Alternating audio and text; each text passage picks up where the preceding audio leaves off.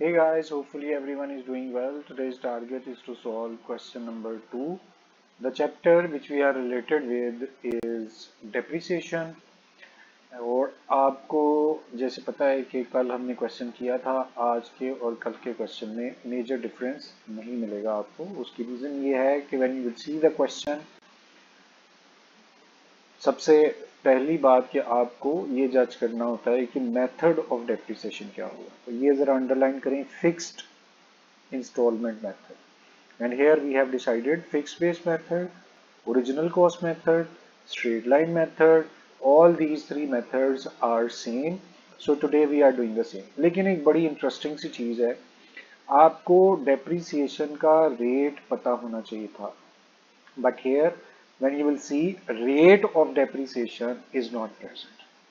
So what does that mean? You will have to solve it by yourself. Rate भी आपको खुद पता करना है, तो इसलिए आपकी अटेंशन बहुत ज़रूरत है. Otherwise it would be difficult for you to understand. So ये एक brief सा introduction था.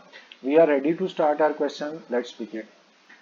A firm purchased a machinery of rupees 1 lakh on 1st January 2019.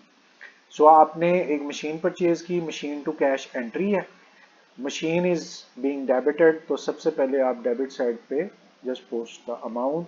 Machine to cash entry ना, तो ऑपोजिट साइड पे we have seen cash. So cash would be posted in particulars and date is mentioned as January 1. एक entry complete होने के बाद next step was to calculate the depreciation. मगर आप यहाँ पर पढ़ें तो वो कह रहा है provide depreciation is to be provided annually according to fixed installment method. The useful life is 10 years. Residual value, इसको हमने पहले डिस्कस किया था. It is called breakup value. Breakup value means at the end of 10 years it would still have the value of rupees 20,000. That means after 10 years this machine can be sold for 20,000. भी 10 साल गुजर गए तो भी ये asset 20,000 तक का बिक जाएगा. It is called breakup value और रेजिडुअल वैल्यू. यहाँ आपको एक फार्मूला मैं इंट्रोड्यूस करवा रहा हूँ, आपने उस फार्मूले को अच्छी तरह से समझना है. जैसे ये कल दो एंट्री समझी थी ना, आज we will be talking about depreciation.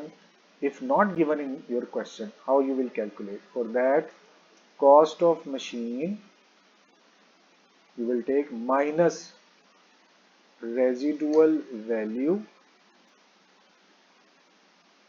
and then divided by estimated life. अच्छा जी, ये हमारा फार्मूला आपको दोबारा देखना है. First of all you will see what is cost price of machine या original price of the machine.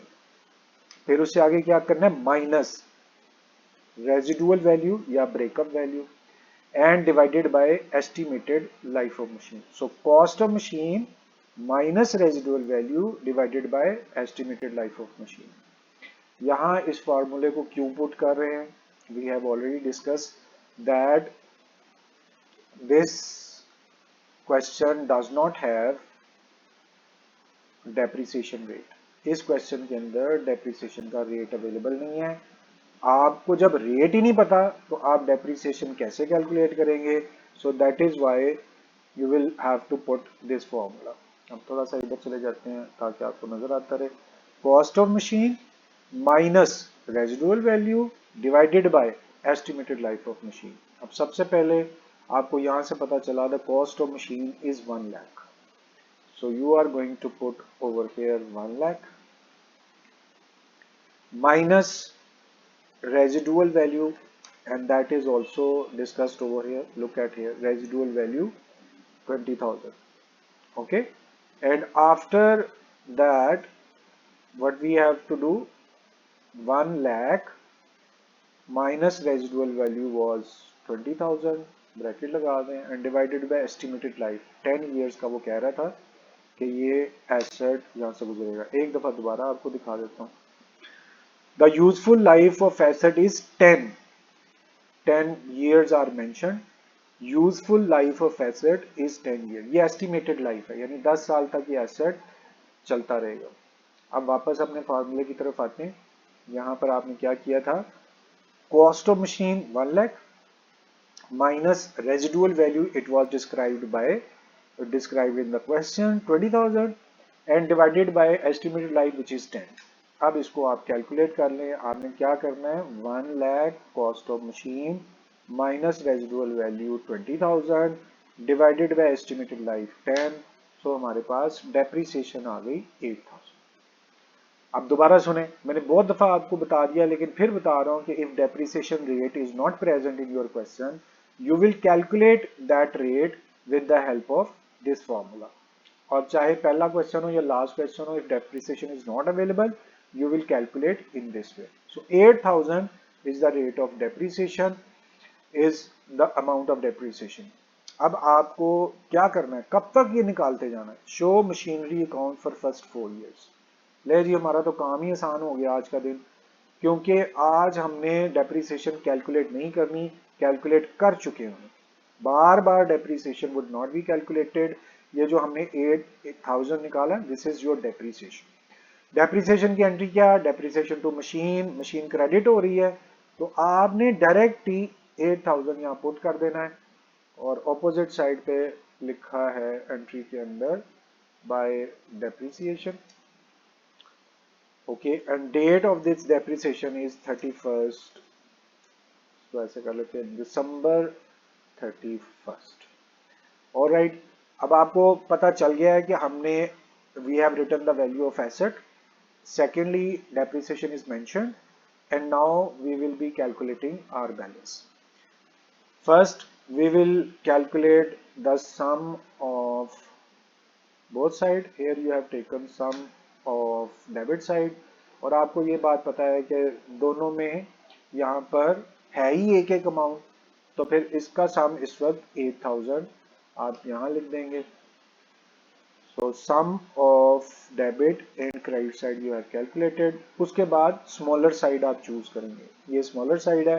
Here you will calculate your balance, or how you will calculate, smaller amount, smaller total would be subtracted from the larger total. जो कम total है उसको बड़े total में से minus करेंगे। बड़ा total कितना था, that was 1 lakh, और डेप्रिसिएशन कितनी थी, 8,000, जो कि हमने फिक्स्ड निकाल ली। अब बैलेंस की डेट वो भी आपको पता है कि सेम आपने बैलेंस की डेट यहाँ पे पुट कर देनी है। दिसंबर 31 ऊपर थी तो दिसंबर 31 ही नीचे होगी। अच्छा, अब साथ में ये चूंकि ईयर्स भी हम मेंशन कर दें तो ज्यादा बेटर है। ये जनवरी 1 थी, इसके साथ आपने इसको 2020 कर लेते हैं। मेंशन नहीं है यहाँ पर देखिए 2029 मेंशन है, तो अब हमें साथ में लिखना पड़ेगा जनवरी 2019। यहाँ पे डेट लिखी है ना 19, तो हमारे पास आ गया जनवरी 19, और फिर इसी के साथ साथ अब आपने दिसंबर 2019 यहाँ पे पुट कर देना है, और सेम हमारे पास यहाँ पर चलता जाएगा। ले जी, फर्स्ट ईयर आपका कंप्लीट हो गया। At start you have bought this machine, at the end of year depreciation, ये कैसे निकाली है, डेप्रिसिएशन का फार्मूला लगा के। आज हमने परसेंटेज चूंकि क्वेश्चन में नहीं थी, हमने खुद डेप्रिसिएशन कैलकुलेट की and that depreciation was posted over here. Balance is calculated. Next step to go for January 20, and here you will brought down your balance, और ये बैलेंस जो 92,000 का है that balance would be brought down। उसके बाद everything you will write absolutely similar, क्योंकि ये fixed base method है, सारा कुछ वैसे ही लिखेंगे। सेम 8,000 डेप्रिसिएशन आएगी, और उसी तरह से जैसे आपने यहाँ टोटल किया था आप टोटल यहाँ पर भी कर देंगे, यहाँ पे भी टोटल कर देंगे। बैलेंस निकालने के लिए smaller side would be chosen, और आम तौर पे you will always be having credit side as smaller, और फिर आपने larger total minus smaller total 8,000 pick किया, और 2 years are completed. Similarly now you will be going for fourth year. January 21 is your next year. To balance brought down करेंगे. How much balance was last year? 84,000. So 84,000 यहाँ put करेंगे और बाकी सारा procedure as it is चलता रहेगा because it's fix base method. ऐसे ही आपने 8,000 जो डेप्रिसिएशन एक दफ़ा निकाल ली, you will not be altering और चेंजिंग दैट डेप्रिसिएशन. टोटल करेंगे दोनों साइड्स का और बैलेंस के लिए स्मॉलर साइड. कैसे बैलेंस निकालेंगे? Larger sum you will take and subtract smaller sum. तो आपके पास लार्जर सम था 84,000 का, smaller sum 8,000 and this way your depreciation and balance. कब तक चलते रहना है? We have been informed show machinery account for 4 years. 4 साल तक के लिए 3 हो चुके हैं. सो नाउ यू विल गो. अच्छा, यहाँ पर हमने डेट साथ साथ चेंज करनी है. ये 20 अभी मेरा ध्यान गया उधर, तो आप यहाँ पर just change your date in similar way. Next year आ गया है तो 2021 पोस्ट कर दें. Similarly you will post over here. देखिए जी, January 1 first year, second year, third year and now you will go for fourth year. So January 22 you will post over here और similarly आप यहाँ पर अलग डेट पोस्ट कर देंगे. January 22 next year. Balance पिछला पहले ब्रॉड डाउन कर लेते हैं. To balance as it is हम ब्रॉड डाउन करेंगे. Amount of which is 76,000. Next similar way you will write depreciation and balance over here. क्यों नहीं आया तो पिक करते हैं और यहाँ पर डेट आपने चेंज कर देनी है. दिसंबर 22 अब आ गया और सेम डेट आपने बैलेंस के लिए भी लगा देनी है. डेप्रिसिएशन बिल्कुल एज इट इज 8,000. क्योंकि ये कौन सा मेथड है? It's fix base method. In fix base method depreciation would always be same in any year. Similar, you will take total of both sides here and here. Now you will calculate the balance by subtracting smaller total from the larger total. Larger total was 76,000, smaller total 8,000. So we have got our final answer. इसको जरा bright कर देते हैं. 68,000 is your final answer. और जब आप question में देखते हैं तो दो आंसर दिए हैं. एक तो 8,000 की जो डेप्रिसिएशन आपने कैलकुलेट की थी यहाँ पर, उसका आंसर भी वहाँ था, हमने उसको चेक नहीं किया, लेकिन ये आंसर भी ओके हो गया. और उसके बाद बैलेंस ऑफ मशीन 31 दिसंबर 22 68,000 and you can see that December 22 balance is 68,000. So guys, in this way our question is completed. आपसे मैं ये रिक्वेस्ट करता हूँ, प्लीज इसको देख लिया है तो आप खुद बैठ के करें question. And if you feel anything difficult, even it's not a difficult question, but I'm still saying if you want to understand anything, you are very open to share your problem through messages, text, or you can directly contact to ask about your problem. I will humbly be trying my best to answer your question quickly. So thank you very much for your time. It's time to say goodbye. Allah Hafiz.